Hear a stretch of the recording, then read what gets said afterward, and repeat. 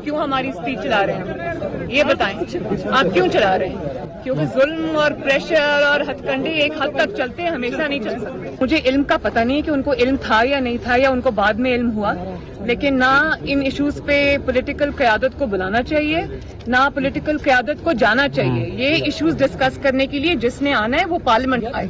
Dinner का तो मुझे पता नहीं, शायद डिनर तो नहीं हुआ, मुझे भी सुनने में आया है, लेकिन मैं ये समझती हूँ कि जिस इशू पे वो बुलाया गया था वो गिलगित बल्तिस्तान का इशू था, और गिलगित बल्तिस्तान का जो इशू है वो पॉलिटिकल इशू है, वो अवामी रिप्रेजेंटेटिव्स का इशू है, उनके सॉल्व करने का इशू है, उनकी मशावरत का इशू है। ये जो फैसले हैं ये पार्लियामेंट में होने चाहिए, ये GHQ में नहीं होने चाहिए। फैसले पार्लियामेंट में होने चाहिए, GHQ में नहीं। सियासी क़यादत को GHQ में बुलाना चाहिए, ना ही सियासी क़यादत को वहां जाना चाहिए। गिलगित बल्तिस्तान में इलेक्शन सियासी और अवामी नुमाइंदगी का इशू है, जिसे मिलना हो पार्लियामेंट में आ जाए। नवाज शरीफ के किसी नुमाइंदे ने आर्मी चीफ से मुलाकात नहीं की। मरियम नवाज की मीडिया से गुफ्तगू, कहती हैं कोरोना खत्म होने तक नवाज शरीफ का ऑपरेशन नहीं हो सकता। ऑल पार्टीज कॉन्फ्रेंस से हुकूमत में हलचल मच गई। मुस्लिम लीग नून से कोई शीन बनेगी, ना ही कुछ और बनेगा। नून लीग एक है और एक रहेगी। असम्बलियों से इस्तीफों पर भी जल्द इत्तेफाक हो जाएगा।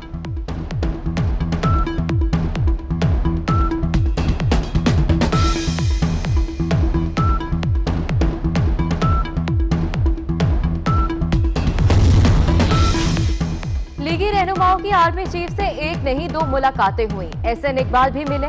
वजीर रेलवे शेख रशीद ने नया पेंडोरा बॉक्स खोल दिया। कहते हैं शहबाज शरीफ, ख्वाजा आसिफ और SN इकबाल ने आर्मी चीफ से मुलाकात की। SN इकबाल की तरफ से तरदीद, कहते हैं उनकी आर्मी चीफ से मुलाकात नहीं हुई।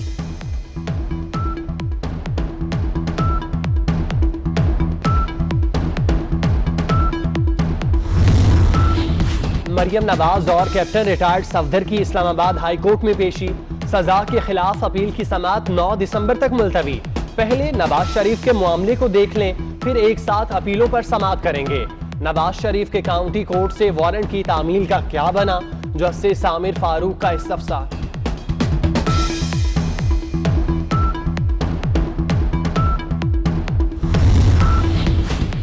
मरियम नवाज का मरी से इस्लामाबाद हाई कोर्ट तक वालिहाना इस्तकबाल। 12 को पहुंचने पर कारकुनों की तरफ से फूलों की पत्तियां निछावर।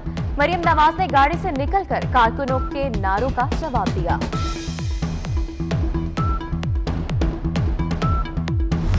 जो वाकया पुलिस की तरफ से हुआ है, पुलिस हुकाम ने जो SP हैं जुबैर शेख साहब, उनका रवैया इंतहाई हद तक अमेज था।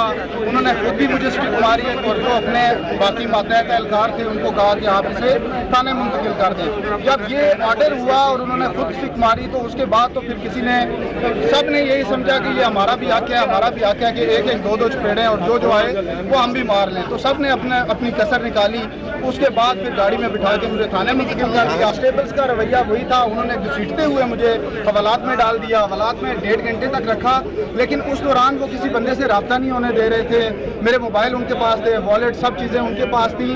मैंने बड़ी रिक्वेस्ट की कि मेरा रब्ता हमारे ब्यूरो चीफ जो संजीव चौधरी हैं, चूँकि मैं ऑफिस की ड्यूटी पे हूँ, तो उनसे रब्ता करा दें, लेकिन उन्होंने रब्ता नहीं कराया।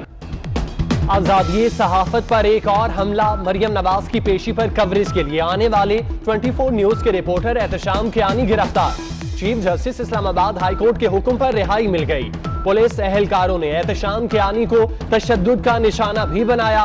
चीफ जस्टिस अतर मिनल्लाह ने रिमार्क्स दिए, ये हालात हैं तो आजादी इजहार पर मुकम्मल पाबंदी लगा दें।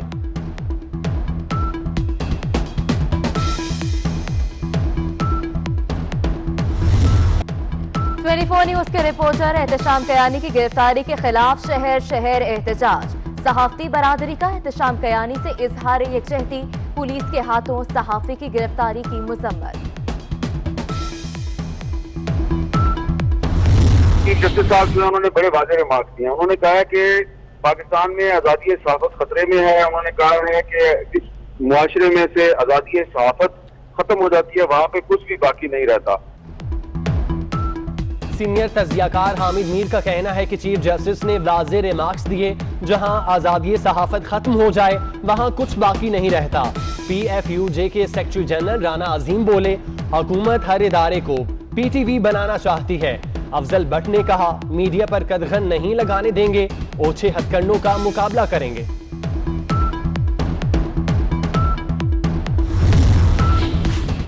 मरियम औरंगजेब का कहना है कि एहतशाम कयानी की गिरफ्तारी अफसोसनाक और शर्मनाक है।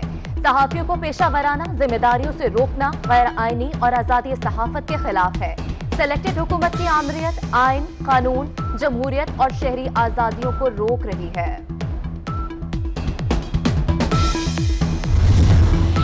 साबिक सदर आसिफ अली जरदारी की रेफरेंसेस खारिज करने की दरख्वास्तें मुस्तरद। इस्लामाबाद की एहतसाब अदालत का फर्द जुर्म आयद करने का हुक्म। साबिक सदर की अबूरी जमानत में 15 अक्टूबर तक तौसी। तमाम मुल्जिमान 28 सितंबर को तलब।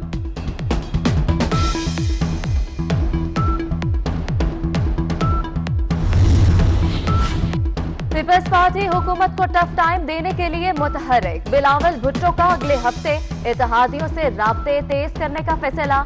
आज शाम आइंदा की हिकमत अमली का ऐलान करेंगे। ऑपोजिशन लीडर शहबाज शरीफ भी 4 बजे अहम न्यूज कॉन्फ्रेंस करेंगे। ऑपोजिशन की राहबर कमेटी का इजलास। ऑल पार्टीज कॉन्फ्रेंस के फैसलों पर अमल दरामद के मामले का जायजा।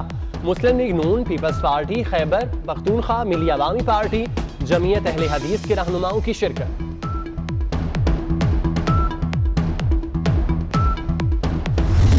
मालिक कोई नहीं है, भाई मालिक आपका रवैया है, आपका सोच, आपकी उदार जो आपने उस खातून के बारे में बात की है सर, मेरी बात सुनो। आपकी तो सोच का वहां से अंदाजा होता है। ये बड़ी बात है, ये बड़ी बात है। मेरी बात, मेरी आपने यहाँ पे सबको समझ लिया कि हम यहाँ पे कोई जिसका मर्जी करें। सीसीपीओ लाहौर ने कायमा कमेटी बराए इस्तेहकाक से हाथ जोड़कर माफी मांग ली। राना तनवीर के खिलाफ मुकदमे में दहशतगर्दी की दिफात शामिल करने पर कमेटी अरकान उमर शेख पर बरहम। वजीर पार्लिमानी अमूर अली मोहम्मद खान ने भी सीसीपीओ लाहौर के रवैये पर हुकूमत की तरफ से माफी मांग ली।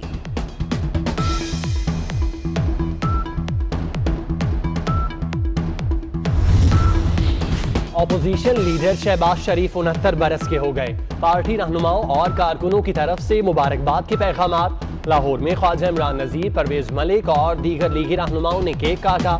मरियम नवाज ने ट्वीट किया, मुबारक उस शख्स को जिसने कौम की अनथक और बेगर्ज खिदमत की। मुबारक उस शख्स को जो बदतरीन सियासी और जाती इंतकाम के बावजूद भाई से वफा की मिसाल बना।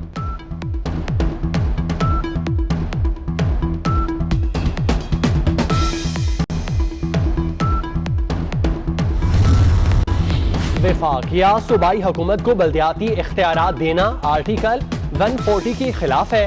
वफाकी और सूबाई हुकूमतें इख्तियारात की मुंतकिली से हिचकिचा रही हैं। जो हुकूमत में हो तो इख्तियारात देने को दिल नहीं करता। मकामी हुकूमतों का होना किसी की पसंद नहीं बल्कि लाजमी है। कराची में लोग सड़कों पर मर रहे थे, पानी घरों में दाखिल हो गया था। घूस मुलाजमीन अरबों रुपए की तनख्वाहें खा रहे हैं। केस की समाअत के दौरान चीफ जस्टिस ऑफ पाकिस्तान के रिमार्क्स।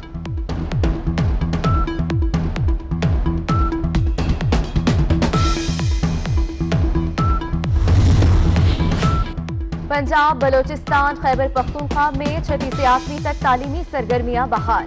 तलबा के लिए मास्क पहनना और समाजी फासला जरूरी करार। सिंध में मिडिल क्लासेस का आगाज 28 सितंबर को होगा।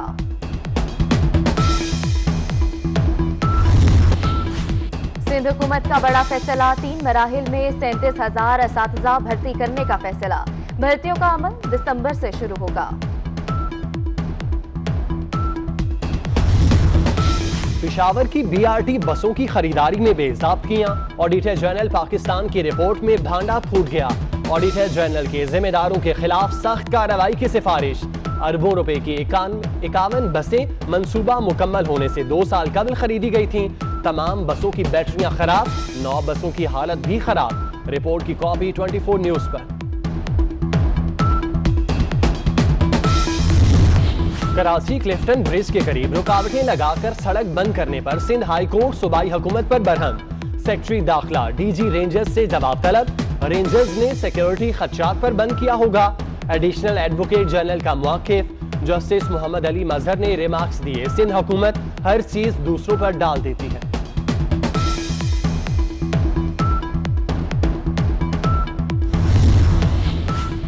के इलेक्ट्रिक शहर शिकायत के लोगों को बिजली फराहम करने में नाकाम। कराची में 12 घंटे बिजली बंद। FB area, Liaquatabad, north Nazimabad, Malir, Landhi, Gulshan Imamabad में बदतरीन लोड शेडिंग।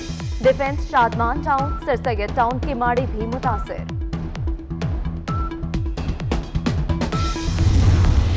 कश्मीर में Guddu thermal power station switch स्विच यार्ड में धमाके से आग लग गई। 6 यूनिट ट्रिप हो जाने से सिंध, बलोचिस्तान और पंजाब के कई इलाकों में बिजली बंद।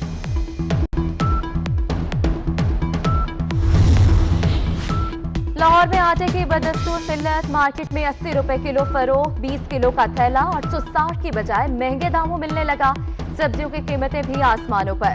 टमाटर 150, प्याज 70, आलू 90, लहसुन 350, अदरक 650 और नींबू 180 रुपए किलो फरोख्त।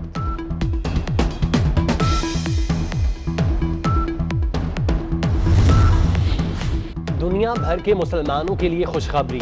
सऊदी अरब ने 4 अक्टूबर से उम्रा की इजाजत दे दी। सऊदी वजारत दाखिला के मुताबिक पहले मरहले में 6000 सऊदी शहरियों को इजाजत होगी। दूसरा मरहला 18 अक्टूबर को शुरू होगा। गैर मुल्की मुतम्मरीन 1 नवंबर से उम्रा अदा कर सकेंगे। मार्च में कोरोना वबा के बायस उम्रे पर पाबंदी लगाई गई थी।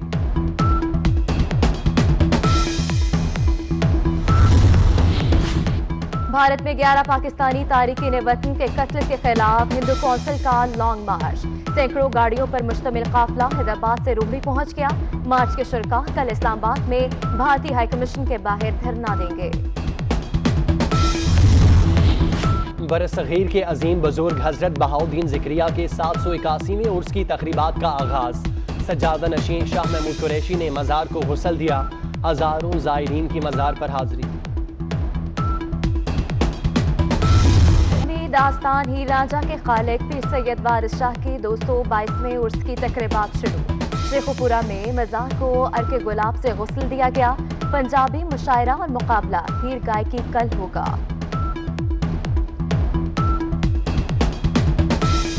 फैज किसे नहीं पाया कि करते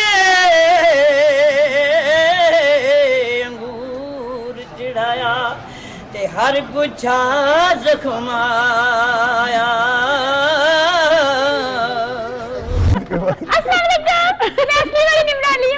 कैसी हो? मैं बहुत ठीक हूँ।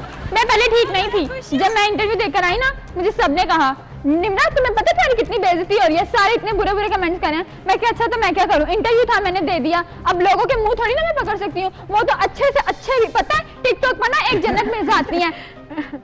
टिकटॉक पर ना एक जन्नत मिर्जा आती है। वो इतनी अच्छी टिकटॉक बनाती है। जुल्कुर नैन इतनी अच्छी टिकटॉक बनाता है, सबको बुरे बुरे कमेंट्स करते हैं। मैंने कहा मैंने तो फिर इतनी अच्छी अच्छी बातें की, यहाँ भी मैं ये बातें करेंगे।